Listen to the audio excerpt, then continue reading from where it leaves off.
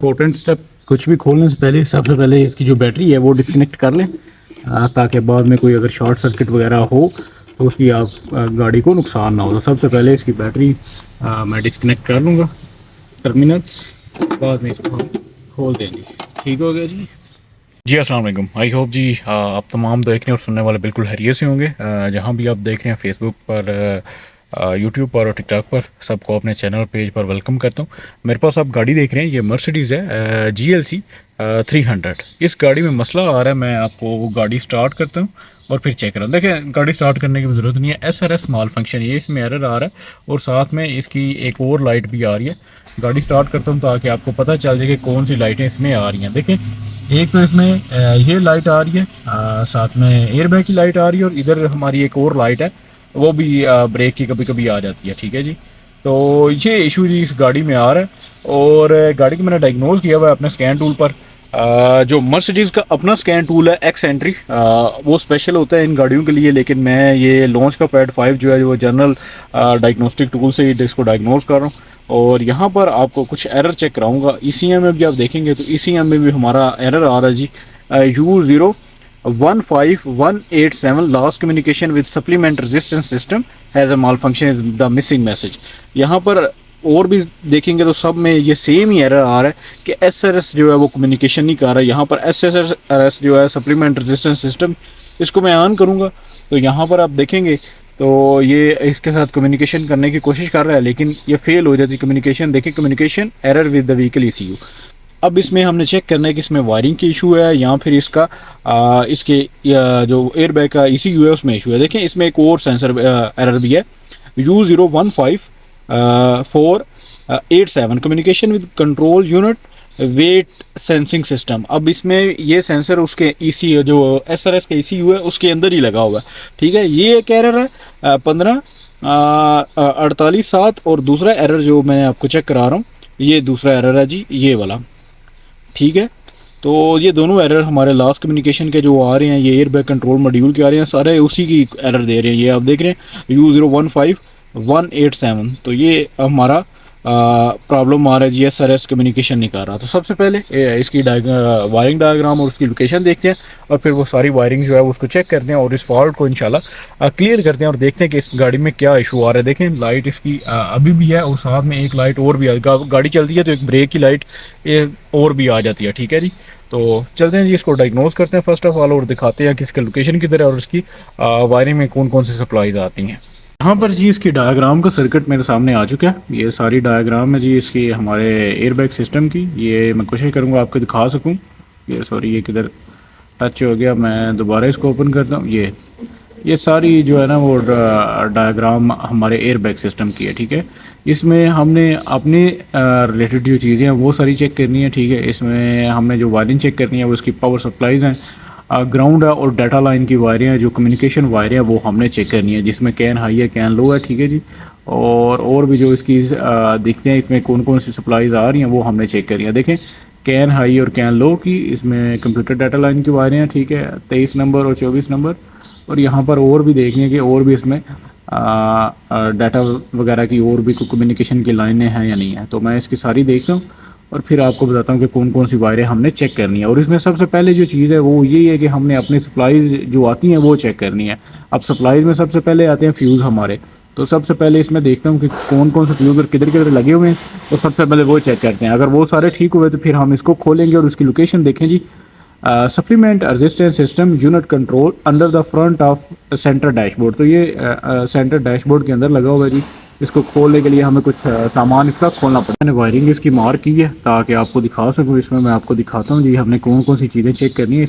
इसमें हमारा एक ग्राउंड है जी 26 नंबर पर। ठीक है, ये सबसे पहले ये ग्राउंड है हमने चेक करना है और फ्यूज़ जो लगे हुए हैं बगैर खोले वो जो इसमें लगे हुए हैं सिस्टम है वो चेक करने हैं। अब वो किधर लगे हुए हैं देखें, driver side fuse relay module end of the dashboard. ये जो हमारा ड्राइवर साइड पर इसमें एक 5 नंबर का फ्यूज़ है, एक 7 और एक 5 नंबर का फ्यूज़ इधर और लगा हुआ है। ये 3 फ्यूज़ हैं जो कि एनर्जाइज कर रहे हैं हमारे सिस्टम को। इसमें एक upper control panel control unit है और इसमें हमारा एक जो हमारा दूसरा एरर आ रहा है सेंसिंग कंट्रोल का, उसका भी है। यहाँ पर आप देखेंगे तो ये एयर बैग कंट्रोल मॉड्यूल है। इसमें हमारा ये 102 नंबर जो वायर है इसमें करंट जा रही है और 104 नंबर ये दो वायरें जो है इसकी करंट की हमारे एयर बैग कंट्रोल मॉड्यूल में जा रही हैं। ठीक है जी, ये दोनों फ्यूज़ से आ रही हैं और ये फ्यूज़ इसका एक अलहदा से भी लगा हुआ पैसेंजर साइड पिलर पर, साथ ही ये 5 का एक फ्यूज़ लगा हुआ है। अब इसमें टोटल 4 फ्यूज़ है हमारे सर्किट में आ रहे और एक ग्राउंड है जो हमें चेक करना है, और साथ में डाटा लाइन की वायर बाद में चेक करेंगे, कैन की वायरें यहाँ पर। मैं और आपको चीज़ चेक करा दूँ, देखें ये फ्यूज़ वही फ्यूज़ जो है वो हमारा वेट सेंसिंग सिस्टम में जा रहा है, जो कि इसका भी हमारा एरर आया हुआ है जो कि हमारे पैसेंजर सीट के नीचे लगा हुआ है। ठीक है, वेट सेंसर जो कि जैसे ही बंदा बैठता है उसके ऊपर तो वो काम करना स्टार्ट कर देता है, ताकि आपको पता चले कि गाड़ी के पैसेंजर साइड पर को बंदा बैठा है या नहीं बैठा। ठीक है, तो ये वेट सेंसर भी काम नहीं कर रहा, क्योंकि वेट सेंसर काम इसलिए नहीं कर रहा क्योंकि ये कनेक्टेड है हमारे एयर बैग कंट्रोल मॉड्यूल के साथ। इसमें भी हमारा ये देखें ये हमारा जी 15 एम्पेयर का यहाँ भी एक आ रहा है और एक लेन की वायर इसमें और एक ग्राउंड आ रहा है, और यही ग्राउंड जो है वो हमारा जा रहा है इसके एयर बैग कंट्रोल मॉड्यूल में। तो सबसे पहले हमने 4 फ्यूज़ ग्राउंड चेक करते हैं, अगर वो सारा कुछ ओके हुआ तो फिर इंशाल्लाह इसको खोलते हैं सेंटर कंसोल को, और उसकी वायरिंग जो है वो डाटा लाइन के मुताबिक चेक करते हैं अपने एयर बैग सिस्टम की। क्योंकि सबसे पहले जो है खोलने से पहले आपने गाड़ी दूसरी है टोयोटा लेक्सस हो तो उसका और तरीके से चेक करते हैं, लेकिन ये मर्सिडीज़ है उसको खोलने के लिए थोड़ा टाइम लगता है। तो सबसे पहले प्रिकॉशन है कि आप जो इसमें कनेक्शंस आते हैं वो सबसे पहले चेक करें। चलते हैं जी, सबसे पहले इसके फ्यूज़ डायग्नोस करते हैं जी। हम सारे इसके फ्यूज़ इधर चेक कर लेंगे ताकि सिक्योरिटी के लिए अभी ये बिल्कुल सारे ठीक इधर आ रहे हैं जी। ये 5 का भी ओके है।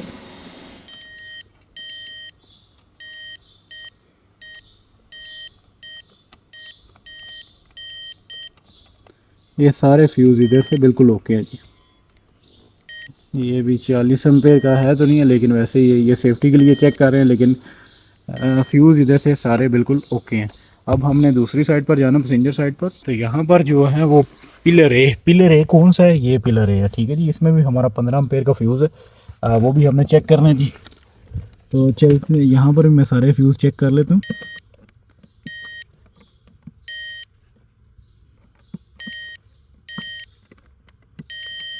ये सारे फ्यूज़ इधर भी ओके मुझे लग रहे हैं।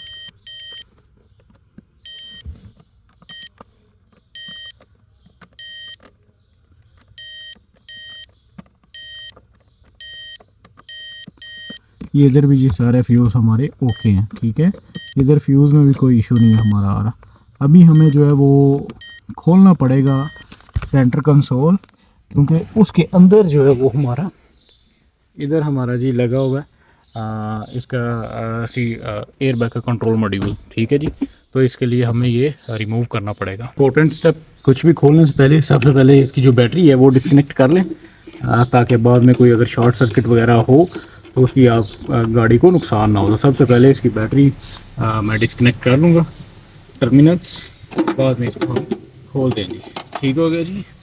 सेंटर कंसोल खोलने के लिए सबसे पहले ये कवर है, इसको ऊपर खींचेंगे तो ये उतर जाएगा। 2 इसके पेच लगे हुए इसके, ये एलकी वाले हैं, वो आप खोलेंगे तो ये आपका इजीली ये बाहर आ जाएगा। ठीक है, तो एक हाथ में कैमरा, तो मैं इसको बाहर निकाल के आपको चेक कराता हूँ। लेंगे तो फिर भी आपका जो एयर बैग मॉड्यूल है वो आपको नज़र नहीं आएगा, क्योंकि वो इसके नीचे लगा हुआ है। मैं आपको चेक कराता हूँ, इसके नीचे ये आप देख रहे हैं, ये हमारा लगा हुआ है एयर बैग कंट्रोल मॉड्यूल। तो अगर आपको सारा चेक करना है तो फिर यहाँ खोलना भी पड़ जाए तो फिर आपको ये हमें ये सेंटर वाला सारा कुछ बाहर निकालना पड़ेगा। तो चलते हैं जी, इसको भी खोल लेते हैं, सारी वायरें डिस्कनेक्ट कर लेते हैं इसको जी। तो ये मैं इसको मुकम्मल अभी नहीं खोलूँगा, क्योंकि इसका यहाँ पर जो डिस्प्ले कंट्रोल यूनिट है उसको आप निकाल लेंगे तो आपको पीछे इसका जो एयर बैग का कंट्रोल मॉड्यूल है वो निकल आएगा। ठीक है जी, ये इसका एयर बैग का कंट्रोल मॉड्यूल लगा हुआ। ठीक है, तो सबसे पहले मैं इसको खोलता हूँ, इसके कनेक्टर खोलता हूँ और एयर बैग का कंट्रोल मॉड्यूल भी खोलता हूँ, क्योंकि मुझे लग रहा है इसमें कुछ पानी वगैरह गया हुआ है। ये आप यहाँ पर नोट करेंगे तो थोड़ा सा रस्टिंग हुई है। तो मैं इसको निकाल के चेक करता हूँ जी इसमें क्या इशू आ रहा है। पहले हम बड़े वाला कनेक्टर जो है इसको निकाल लेंगे और उसके बाद छोटे वाले कनेक्टर को ये जिस तरीके से ये खींच के थोड़ा बाहर आ जाएगा। तो ये जी बाहर आ चुका है। यहाँ पर हम गौर करेंगे जी, देखें इसमें ये देखें पानी गया हुआ है, रस्टिंग हुई हुई है, ये सारी रस्टिंग हुई हुई है, पानी गया हुआ है, ये सारा आप देख रहे हैं। अब इस तरह की रस्टिंग होगी तो फिर हमारा इशू आएगा। अभी मैं इसको खोल लेता हूँ, क्योंकि हो सकता है इसके अंदर पिन भी जो है वो ख़राब हो, तो वो पिन भी हमने निकालनी है बाहर। तो इसका दूसरा कनेक्टर भी मैं यहाँ पर निकाल लेता हूँ। ये दूसरा कनेक्टर है जो कि बनिस्बत पहले के ठीक है, यानी इतना ख़राब नहीं है, ये आप देखेंगे ये ठीक है। लेकिन ये कनेक्टर जो है इसमें प्रॉब्लम है। तो यहाँ पर इसको आप पीछे भी इस तरीके से, यहाँ से आप इसको पीछे भी निकाल सकते हैं।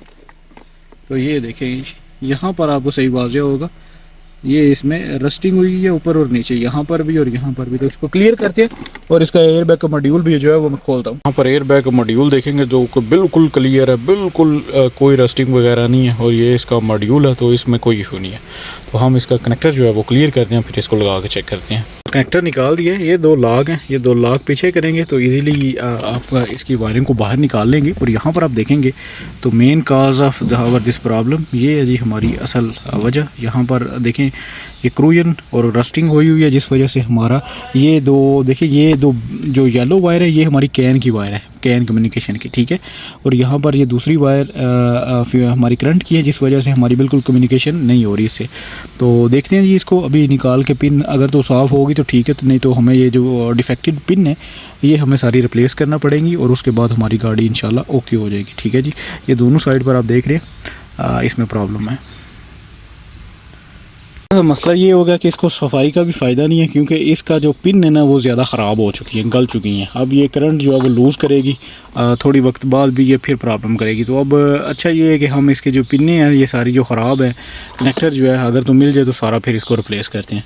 तो जैसे रिप्लेस करते हैं फिर मैं आपको चेक कराता हूँ, क्योंकि ये इसका साफ़ करने का फ़ायदा नहीं है, इसकी वायरें ख़राब हो चुकी हैं। यहाँ पर आप गौर करेंगे तो ये वायरें इसकी डैमेज हो चुकी हैं। तो ये कनेक्टर आ चुका है मेरे पास, अभी इसको खोलते हैं जी। खोल के इसकी पिनें निकालते हैं और जो हमारी ख़राब पिनें हैं वो सारी हम रिप्लेस करेंगे, क्योंकि सारा कनेक्टर चेंज करना अच्छी बात नहीं है, क्योंकि बहुत ज़्यादा वायर है। तो जो हमारी ख़राब वायर्स हैं सिर्फ वही हम इसमें रिप्लेस करेंगे। बहुत ज़्यादा इंपॉर्टेंट चीज़, जब भी आप ये पिन वगैरह किसी भी कनेक्टर में रिप्लेस करें तो कोशिश करें कि इसको सोल्डरिंग करें। अगर सोल्डरिंग नहीं करेंगे तो दोबारा आपका कनेक्टर भी लूज़ हो सकता है, उसके जॉइंट भी, और प्रॉब्लम दोबारा फिर आ सकता है। तो अभी ये आप देख रहे हैं सारी पिन जो इसमें डिफेक्टेड थी ये भी मैं सारी रिप्लेस कर रहा हूँ। ये आप देख रहे हैं जी, ये इसकी कंडीशन है।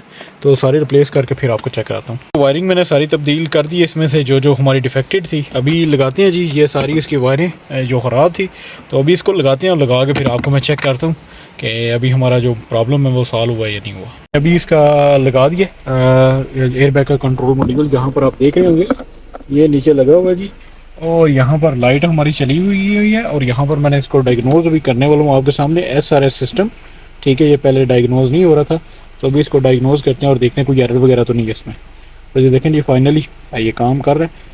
और यहाँ पर मैं आपको इसके एरर भी रीड करके चेक करा देता हूँ। ये देखें सारे ही स्टोर में कड़े गए हुए हैं। तो यहाँ पर इसको जी सारे क्लियर करते हैं, तो नो एरर, यहाँ पर आप चेक करेंगे नो एरर, ओके हो गया जी। यहाँ पर जो हमारा वेट सेंसर का एक एरर आ रहा था उसको भी हम रीड कर लेते हैं और मैं ये बाकी जो सामान है ये इसका लगा लेता हूँ। फाइनली सारी चीज़ें मैंने गाड़ी में लगा दी हैं। अभी हमारे कोई एरर नहीं है गाड़ी में। टायर का इसका एक प्रेशर कम है, उस वजह से ये लाइट आई हुई है, एयर बैग की लाइट चली गई है। यहाँ पर एयर बैग में कोई एरर वगैरह हमारा नहीं है। ये आप देख रहे हैं जी, SRS बिल्कुल क्लियर हो चुका है, ठीक है।